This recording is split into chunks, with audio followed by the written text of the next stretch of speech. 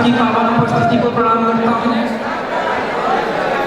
जैसा कि आप जानते हैं, मैं प्रेम का कवि हूँ, प्रेम की कविताएं सुनाता हूँ। मैं आपको एक सच्चे मोहब्बत की कविता सुनाना चाहता हूँ।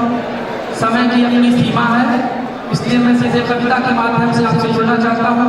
जो लोग प्रेम के पुजारी हों वो सच्ची कविता को सुने और समझें। सच्ची मोहब्बत क्या होती है कि प्यार अभी भी दिल में है, प्यार अभी भी दिल में है, फिर भी मिलन में बाधा है। प्यार अभी भी दिल में है, फिर भी मिलन में बाधा है। मैं किसन कन्हैया हूँ उसका, वो अभी मेरी राधा है। मैं किसन कन्हैया हूँ उसका, वो अभी मेरी राधा है। मुझे पता है मैं कविता पढ़ता हूँ तो आपको कोई याद आने लगता है। एक शायर ने कहा, मैं तो गजल सुना के अकेला खड़ा रहा, लोग अपने अपने चाहने वालों में खो गए। तो आप अपनी तालियों से मुझसे जुड़िए। मैं किसन कन्हैया उसका हूँ, वो अभी मेरी राधा है। समय ने ऐसा खेल है खेला, दिन उसके रहते हैं, पहले पूरा था हक उस पर, अब हक उस पर मेरा यादा है। मैं किसन कन्हैया हूँ उसका, वो अभी मेरी राधा है। आप तकनीकी शिक्षण संस्थान से पढ़ते हैं तो आपको बिना तकनीकी के कुछ समझ में नहीं आएगा। आप सोचोगे या तो पूरा हक होगा या तो कोई हक नहीं होगा, लेकिन मैं बता रहा हूँ कि इस तरह से आधा हक बचा है कि मैं किसन कन्हैया उसका हूँ, वो अभी मेरी राधा है। पहले वो केवल मेरी थी, किसी और का उस पर हक ना था। पहले वो केवल मेरी थी, किसी और का उस पर हक ना था। दोनों एक दूसरे के ही हैं, इस बात में कोई शक ना था। दोनों एक दूसरे के ही हैं, इस बात में कोई शक ना था। पहले वो केवल मेरी थी, पर मुझे छोड़ कर आई हुई। देखा था सपना हमने जो उसकी कहीं और सगाई हुई। अब आपकी आवाज निकले कि देखा था सपना हमने पर उसकी कहीं और सगाई हुई। वो तन से उसकी हुई मगर मन अपना उसको दे न सकी। तन सौंप दिया उसने उसको पर मन मुझसे वो ले न सकी। तन सौंप दिया उसने उसको पर मन मुझसे वो ले न सकी। तन मन उसका था बांट दिया, जाने क्या रब का इरादा है। मैं किसन कन्हैया हूँ उसका, वो भी मेरी राधा है।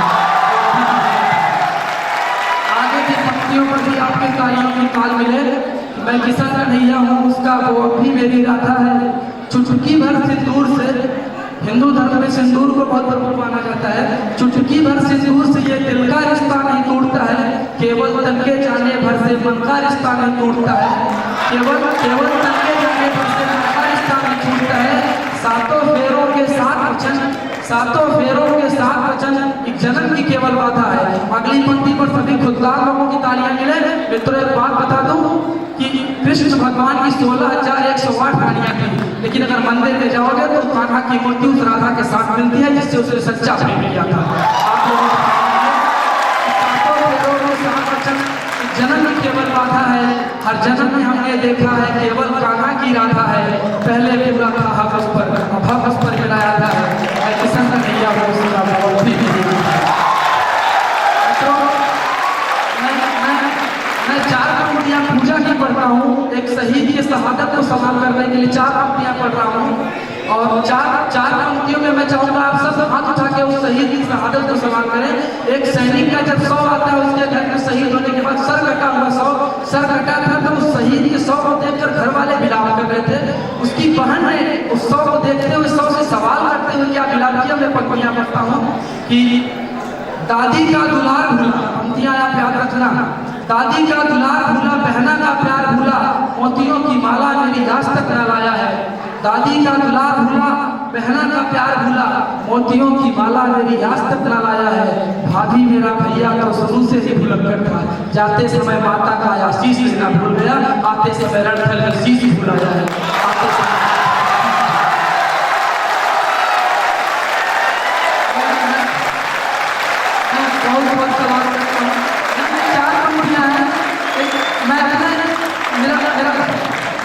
मेरा नाम संभवतः ये आखिरी प्रोग्राम है इस कॉलेज में छात्र के रूप में, तो मैं जाते जाते अपने सभी भाइयों को मैं देखा कि लड़कों में बड़ा जोश है, लेकिन 4 पंक्तियां सलाह के तौर पर बता के जा रहा हूँ। उम्र में अनुभव में थोड़ा सा फर्क जाता नहीं, बस याद रखना, इसको गांठ बांध के रख लेना कि सुनहरी चमचमाती मछलियां अच्छी नहीं होती। सुनहरी चमचमाती मछलियां अच्छी नहीं होती, भला की खूबसूरत लड़कियां अच्छी नहीं होती। सुनहरी चमचमाती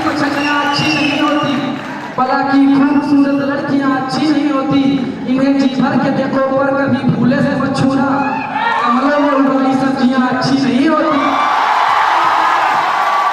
कमलों में उगाई सब्जियां अच्छी नहीं होती।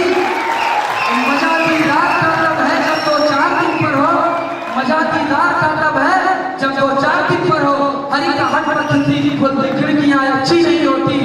और अगली 2 पंक्तियां भूतपूर्व नौजवानों के लिए समर्पित करके मैं अपने वाणी को विराम दूंगा कि मजा दीदार का तब है जब 2-4 दिन पर हो, हरी का हट पर खुलती खिड़कियां अच्छी नहीं होती। जवानी में अगर आए तो अच्छी बात है, लेकिन बुढ़ापे के लिए ये हिचकियां अच्छी नहीं होती।